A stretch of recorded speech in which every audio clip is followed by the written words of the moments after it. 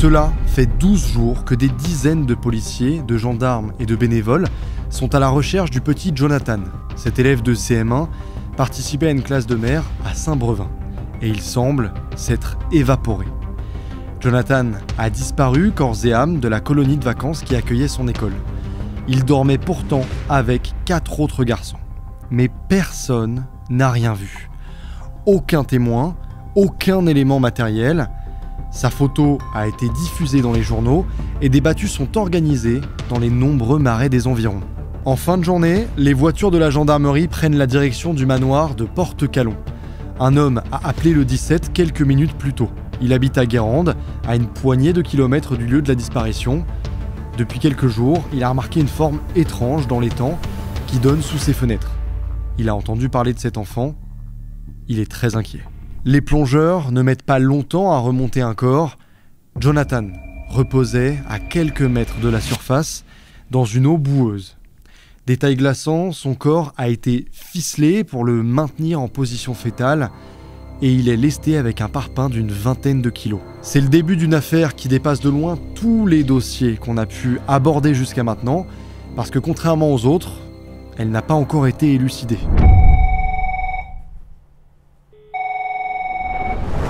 Téléphone. Mon ex-mari répond. C'est le major au téléphone pour lui dire qu'ils ont retrouvé un corps et que c'est Joe. Un suspect a été arrêté en Allemagne, un ancien éducateur, auteur présumé de plusieurs assassinats d'enfants. Les gens, faut qu'ils sachent qu'on l'appelle Titi ou Cowboy. S'il a peur, appelez-le par son surnom.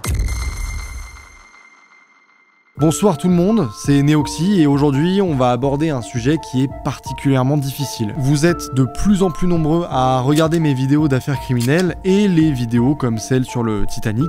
Alors vraiment, du coup merci d'être au rendez-vous parce que c'est des projets qui demandent énormément de recherche, d'archives et de temps de montage. C'est pas encore parfait mais le but c'est vraiment de partager avec vous des histoires qui m'ont touché. Vos retours constructifs sont essentiels pour qu'on s'améliore à chaque fois, alors je compte sur vous. Cette affaire est donc toujours en cours. C'est aussi ce qui la rend unique à mes yeux. J'ai pas de vérité officielle à vous raconter, pas de décision de justice. Pourtant, Jonathan est mort il y a exactement 20 ans. Et c'est fou de me dire qu'il aurait eu 30 ans aujourd'hui. Au final, c'est quasiment mon âge. On a sans doute regardé les mêmes émissions télé, on a même joué potentiellement aux mêmes jeux vidéo. Alors avant de commencer à vous parler de l'affaire de Jonathan, j'ai envie de vous parler de Jonathan lui-même, grâce à différents témoignages de ceux qui l'ont connu. Il habitait à côté de chez nous, il venait tous les jours nous voir, il venait faire un bisou à papy, demander comment que ça allait. Mon petit frisé, là, mon petit blond, sur toutes les photos, il est beau. Ce petit garçon est né à la fin de l'année 1993. Sa mère Virginie s'est séparée de son géniteur peu de temps après avoir appris sa grossesse. Et celui-ci ne l'a pas reconnu à sa naissance. Mais finalement, sa maman a retrouvé un nouveau compagnon, Stéphane, qui a élevé Jonathan comme son fils. Stéphane avait déjà une fille, et depuis la famille s'est agrandie avec 2 autres sœurs. Avec ses grands yeux et ses cheveux clairs, le petit Jonathan est un enfant doux mais un peu effacé. La vie n'est pas toujours facile à la maison. Stéphane a subi un grave accident du travail qui le laisse lourdement handicapé. Sa maman, elle, s'est arrêtée de travailler après la naissance de sa petite dernière. Les parents de Jonathan ont donc peu de moyens. Ils vivent dans un quartier de la petite ville d'Orval, dans le Cher. Jonathan n'est pas du genre à se faire remarquer. Il aime le foot, évidemment, mais il aime aussi les courses de moto. À l'école, il ne fait pas de miracles, mais il est appliqué. En bref, il a les rêves des enfants de son âge. Ses parents l'ont même autorisé à porter une petite boucle dorée à l'oreille gauche. Timide, ça c'est sûr. Agréable à vivre, c'était un rayon de soleil. À 10 ans et demi, le petit garçon n'a jamais vu la mer. Et justement, son école a prévu un voyage d'1 semaine à Saint-Brevin, sur la côte d'Opale. Une classe de mer à la découverte de la faune et de la flore, mais aussi l'occasion de s'essayer à la vie en communauté. Le lieu est bien connu des habitants du Cher. Ils sont des milliers à y avoir passé des vacances offertes par la mairie. Moi, une maman poule qui n'aime pas que ses enfants aillent trop loin d'elle, je refuse. Mon fils me dit « Maman, est-ce que tu te rends compte que je serais peut-être le seul à pas y aller ?» Peut-être qu'il pourra jamais retourner à cet endroit, donc j'ai accepté qu'il puisse y aller. Bâti dans les années 60, le centre et ses dortoirs sont gérés par une association, le PEP 18. Les bâtiments ne sont plus vraiment aux normes, mais rien de vraiment inquiétant. Un peu de sable et un bon air du large devraient faire le plus grand bien à ces élèves issus d'un quartier populaire. Le jour du départ, sur le parking de l'école, le car est prêt à partir. Jonathan embrasse sa maman avant de déposer son sac dans la soute. Vous vous en doutez bien, elle ne le sait pas encore, mais c'est la dernière fois qu'elle le voit. Tout ce qui me reste en souvenir du départ, c'est que je le vois mettre son petit sac dans la soute, me regarder, faire un bisou, maman je t'aime, avec le grand sourire, et il est parti. Il est environ 7h du matin lorsque les accompagnateurs passent dans les dortoirs pour réveiller les enfants. La classe de Jonathan était la seule dans le bâtiment cette semaine-là. Le séjour s'est plutôt bien passé, même si le temps a été exécrable. D'ailleurs, la petite station balnéaire est encore très calme en ce début de printemps. Les plages sont presque vides. Alors c'est les deux seules photos que j'ai réussi à retrouver. Donc là il y a une photo en fait avec une vue du centre qui est prise du point de vue de notre bâtiment en fait. Donc on voit la cour, le bâtiment des BAFA en face. C'est presque le jour du départ et le programme est chargé. Un trajet de 450 km les attend avant de retrouver leur famille. Les élèves, encore recroquevillés dans leur lit, ont un peu de mal à émerger. La veille, ils ont dansé jusqu'à 23h lors d'une grande boum dans le réfectoire. Le moment le plus important du séjour. Mais alors que tout le monde se prépare pour le petit déjeuner, les adultes ne peuvent que constater qu'il manque un enfant, Jonathan Coulon. Son lit est vide, mais toutes ses affaires sont là, notamment ses chaussures, et les autres garçons qui dormaient à côté n'ont absolument rien vu. La chauffeuse du car qui s'est levée dans la nuit pour aller au WC se souvient avoir trouvé la porte du dortoir grande ouverte. Elle l'a refermée machinalement. Il était environ 2h du matin. Les chambres ne sont jamais fermées la nuit. Il n'y a même pas de verrou aux portes. Le premier réflexe qu'on a, c'est de se dire qu'il est parti aux toilettes ou qu'il s'est déjà levé. Les heures passent et Jonathan ne revient pas. On a appelé, on a cherché partout, puis on n'a rien trouvé. Ça se trouve, il a eu peur, il est cloîtré entre deux arbres ou dans des feuilles et puis il a peur. Les autorités sont rapidement sur place, mais on ne retrouve absolument aucun indice. La colonie est un vrai gruyère, le portail est défoncé depuis des années et le grillage est ouvert un peu partout. On entre et on sort comme on veut. L'enfant ne se serait-il pas enfui dans la nuit ? A-t-il fugué ? Ceux qui connaissaient Jonathan n'y croient pas. C'est un enfant chétif, un peu peureux, et puis il a disparu en pyjama, pieds nus. Impossible d'aller très loin, surtout qu'il pleuvait cette nuit-là. C'est impossible qu'il ait fait une fugue, parce qu'il savait très bien, avant qu'il parte, on lui a toujours dit, si tu veux rentrer à la maison, tu nous appelles, on vient te chercher. Les enquêteurs patinent. La zone est proche de la route bleue qui descend vers le pont de Saint-Nazaire, un passage touristique très fréquenté l'été, beaucoup moins au début du mois d'avril. Hors saison, plus d'un tiers des maisons sont fermées. Pas de témoins. La disparition de Jonathan est donc très rapidement médiatisée. On espère qu'il ne s'agit pas d'une séquestration. Plusieurs médiums proposent leurs services, mais tout cela ne donnera rien. Les recherches sont compliquées par la situation géographique des lieux. Nous sommes face à la mer, juste avant l'estuaire de la Loire. Si le kidnappeur est parti vers le nord et qu'il a traversé l'estuaire en direction du chantier naval, il est passé devant les caméras du pont. Mais elles ne font que filmer en direct et n'enregistrent pas. Au sud, on trouve la ville de Guérande, connue pour ses centaines de marais salants. À cette époque de l'année, ils sont remplis d'eau et la vérification de chacun d'entre eux représente un travail de titan. On part de la zone et on élargit. Un travail de fou, c'est un travail de fourmi. On travaillait dans leurs locaux et on dormait dans les bungalows du camping. Donc on vivait avec Jonathan du matin au soir et du soir au matin. Et c'est donc plus de 1 mois et 10 jours que le corps de Jonathan Coulon est retrouvé dans un étang. Il ne porte plus son pyjama et comme je vous l'ai dit, il est maintenu dans une position fétale par une cordelette qui lui serre les poignets, les chevilles et la tête. La dépouille a passé beaucoup trop de temps dans l'eau pour que le médecin légiste puisse déterminer avec certitude si le petit garçon a subi des violences sexuelles. Mais il a conclu à une mort par suffocation. La nouvelle fait le tour des journaux, mais le corps de Jonathan amène peu de réponses. Les nœuds utilisés pour l'immobiliser avec la cordelette sont tous identiques et dénotent une certaine maîtrise. Mais aucun indice n'est trouvé à proximité de l'étang. L'endroit est d'ailleurs bien caché, à l'abri derrière un mur d'enceinte. Et le chemin d'accès de la colonie n'est pas forcément facile à trouver sans indication. Dorénavant, ce qui intéresse la cellule, ce sont tous les renseignements signalant le comportement suspect d'une personne qui aurait changé ses habitudes. Pour certains commentateurs, le coupable ne peut être que quelqu'un du coin. Quelqu'un qui connaît bien les environs, et cela inquiète. Les gendarmes préfèrent s'attarder sur les criminels sexuels locaux.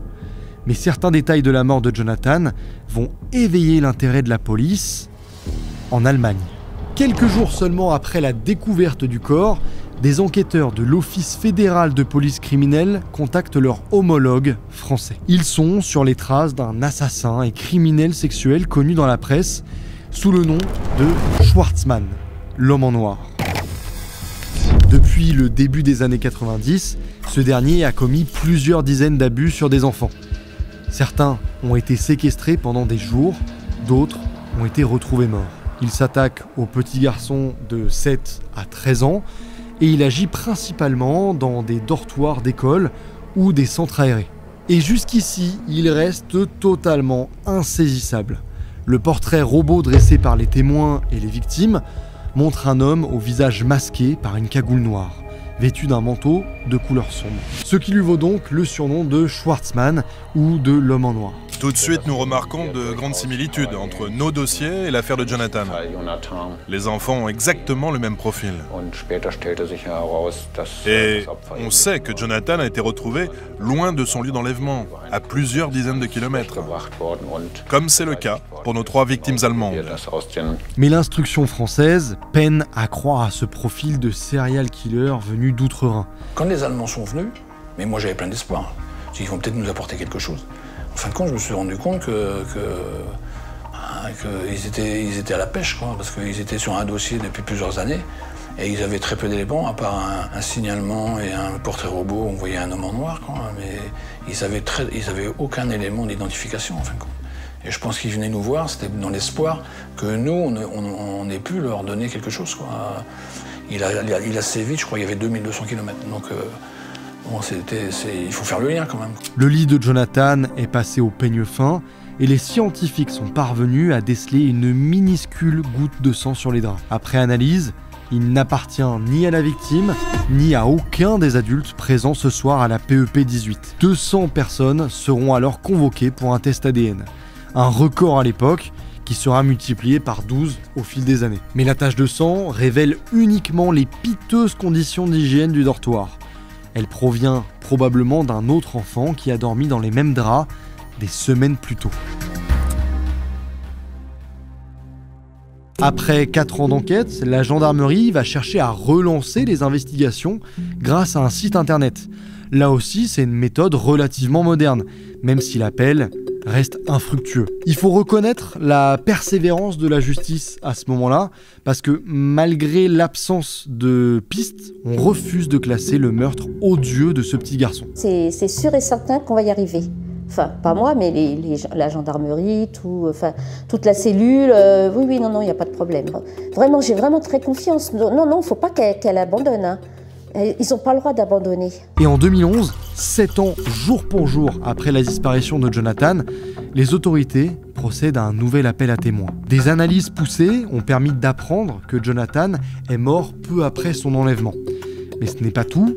Un voisin affirme avoir remarqué la présence d'une berline immatriculée en Allemagne à proximité du manoir de Porte-Calon, le lieu de la découverte du corps. La voiture, elle est comme ça ici, là. Jusqu'au pilier là-bas, puis elle a tourné à gauche après. Elle a pris le chemin ici à gauche là. Mais quand il a baissé le coffre, j'ai vu la plaque qui était sur le coffre. Je savais que c'était une plaque allemande de toute façon. Cela relance l'hypothèse d'un tueur d'origine allemande, surtout que la piste semble de plus en plus sérieuse. Depuis 1992, l'individu connu sous le nom du Schwarzmann a été signalé plus de 45 fois. Son terrain de chasse semble être les centres éducatifs et les colonies de vacances. Mais il n'a pas hésité à agresser des enfants directement à leur domicile. Les victimes sont majoritairement des garçons entre 7 et 13 ans. Et le Schwarzmann est suspecté d'avoir tué à au moins 4 reprises. Stéphane Jarre, 13 ans, mort le 31 mars 1992. Dennis Rostel, 8 ans, mort le 24 juillet 1995. Niki Verstappen, 11 ans, mort le 10 août 1998. Et Dennis Klein, 11 ans, mort le 5 septembre 2001. Dans au moins une de ces affaires, la dépouille a été retrouvée, les mains attachées dans le dos. Mais l'individu reste totalement introuvable. De nombreux adultes l'ont croisé au cours de ces méfaits, mais ils ne sont jamais parvenus à le rattraper. C'est un criminel sexuel multirécidiviste et un assassin. On a donc affaire à un tueur en série de la pire espèce. La police allemande s'embourbe longuement dans sa chasse à l'homme au masque. La disparition et le meurtre de Dennis Klein en 2001 va pousser les autorités allemandes à créer une commission spéciale à la hauteur de l'enjeu. Son nom, Soko Dennis. Les enquêteurs disposent de pouvoirs accrus parce que l'assassin voyage beaucoup.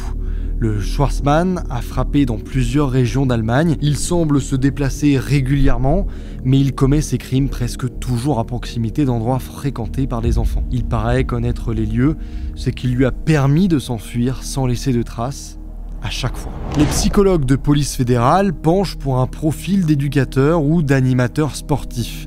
En tout cas, une personne habituée à ce type de structure dédiée à la jeunesse. D'après les différents témoignages des victimes, l'homme était relativement athlétique dans les années 90, mais il a grossi avec le temps. Il se déplace le plus souvent en voiture. Le Schwarzmann passionne le public allemand. Les émissions télé sur ces crimes non résolus vont se multiplier, mais les appels à témoins réguliers ne vont pas connaître de réels échos avant les années 2010. 10 ans après les faits, un homme affirme se souvenir avoir croisé le petit Denis accompagné d'un homme corpulent dans une voiture. Ce jour-là, il faisait son footing dans les bois, à proximité de l'endroit où le corps du garçon sera retrouvé par un chasseur de champignons. Le récit n'est pas vérifiable, mais un croquis de la scène est publié dans la presse. La ligne téléphonique dédiée recevra plus de 1000 appels en provenance de l'Europe entière. Et parmi tous ces contacts, il y en a un qui va attirer l'attention des enquêteurs. Il provient d'une ancienne victime de l'homme en noir. Lui aussi a vu de nombreuses vidéos sur le sujet. Et les déclarations des enquêteurs et des psychologues vont lui faire remonter des souvenirs jusqu'ici refoulés. Il fait partie des enfants agressés par le Schwarzmann à leur propre domicile. Le reportage affirmait que l'individu recherché pouvait être possiblement un éducateur. Et justement, il s'est souvenu qu'un des animateurs du centre de loisirs lui avait posé de drôles de questions peu de temps avant l'agression, notamment sur le fait qu'il était seul chez lui après l'école. Il se souvient parfaitement de lui. La police allemande identifie rapidement un certain Martin Ney.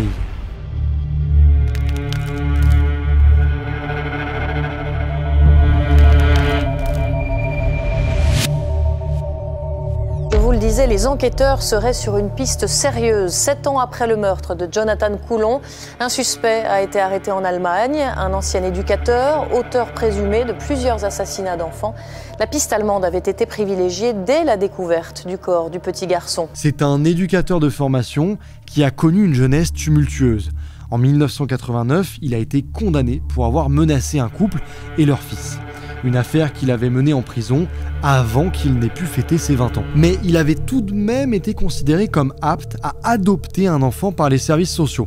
Rassurez-vous, d'après le témoignage de ce dernier qui est adulte, aujourd'hui, Martin Ney ne lui a jamais fait subir de violence. En tout cas, c'est ce qu'il affirme. Martin Ney a travaillé comme pédagogue dans de nombreuses structures, ce qui lui a permis de choisir ses victimes. Et cela a été dénoncé à plusieurs reprises. Approche-toi et attaque à nouveau. Ils vont attaquer à nouveau ? Regarde derrière toi. Il faut que tu te lèves. Coupé. En 2005, il avait été condamné à de simples amendes de 1 800 € après 2 agressions sexuelles.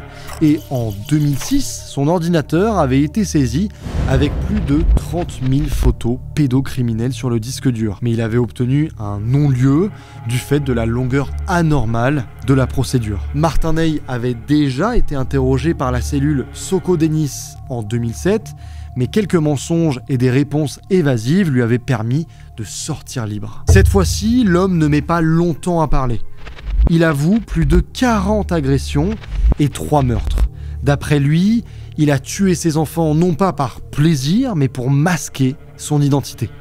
Ses victimes auraient pu l'identifier, mais il ne dit rien sur Jonathan, ni sur le cas de Nicky Verstappen. Les faits les plus anciens sont prescrits. Finalement, Martin Ney est mis en examen pour une 20aine d'agressions sexuelles et 3 meurtres. Les experts psychiatres qui l'ont rencontré attestent de sa dangerosité, de son risque de récidive, mais aussi des possibles autres crimes inavoués. Il a d'abord été victime, à l'âge de 12 ans. Et il semble qu'il ait aimé être touché par un adulte dans une piscine. Ensuite, il a rencontré des amis de son petit frère qui avaient entre 7 et 10 ans. Il aimait jouer avec eux. Lui avait 14 ou 15 ans. C'est là qu'il a compris qu'il était très attiré sexuellement par des plus jeunes. C'est à ce moment-là qu'il s'est rendu compte de sa déviance. La justice allemande le condamne à perpétuité le 27 février 2012. Je suis venu à l'audience à l'époque pour me rendre compte de qui était cet homme qui avait causé tant de souffrance à tant de familles. Il était assis là, un homme rabougri avec une barbe en bataille totalement négligée. J'étais déçu par l'apparence de celui qui a été capable de tuer 3 enfants et d'abuser de bien d'autres. Il n'a pas regardé une seule fois les familles des victimes. Il n'a jamais regardé dans ma direction. Mais les enquêteurs continuent de travailler à des liens avec d'autres affaires. Au printemps 2018, le compagnon de cellule de Martin Ney affirme que celui-ci a fait des confidences. Il lui aurait raconté en détail le meurtre de Jonathan Coulon, celui de Nicky Verstappen, mais aussi la disparition de la petite Maddie McCann, survenue au Portugal en 2007. D'ailleurs, l'assassin présumé lui aurait exprimé sa surprise de ne pas avoir été arrêté dans l'affaire Jonathan, parce que lorsqu'il serait allé jeter la dépouille du petit garçon dans l'étang de Porte-Calon, il aurait oublié son sac à dos sur place, avec notamment ses effets personnels. La justice prend ces révélations très au sérieux, la cellule est placée sous écoute, et en France, la police lance un nouvel appel à témoins pour ce sac soi-disant perdu 14 ans plus tôt. Vendredi, les gendarmes ont lancé un nouvel appel à témoins. Ils recherchent toute personne pouvant donner des informations sur la présence éventuelle d'un sac à dos en cuir marron de type besace, possédant des poches ainsi qu'un lacet sur le dessus pour le fermer, qui aurait pu être découvert en avril ou mai 2004 dans les environs de Saint-Brévin-les-Pins ou de Guérande. La pièce manquante du puzzle qui permettrait de prouver la culpabilité de Martin Ney dans l'affaire de Jonathan. Pour l'instant, oui, il y a un espoir, mais il n'est pas à 100% cet espoir. Il n'est pas 100% parce qu'on est quand même, on n'a pas suffisamment d'éléments. Si il ne veut pas parler, c'est vrai que ça va être compliqué. Hein.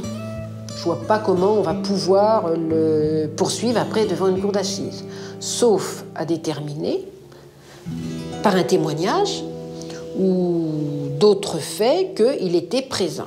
Le sac est évidemment introuvable. Les gendarmes intervenus en 2004 seraient-ils passés à côté ? Interrogé à plusieurs reprises, Ney réfute à nouveau toute responsabilité. Car en coulisses, le Schwarzmann s'est lancé dans une longue bataille juridique pour pouvoir sortir un jour. En Allemagne, la durée d'emprisonnement d'une peine à perpétuité était de minimum 15 ans avant de pouvoir profiter d'un aménagement. Ses avocats vont tenter d'éviter une peine prolongée, ce qui les mènera jusqu'à la Cour fédérale de justice. Mais ils vont perdre. Les juges n'hésitent pas à lui refuser les demandes de mise à l'épreuve du fait de la gravité de ses actes.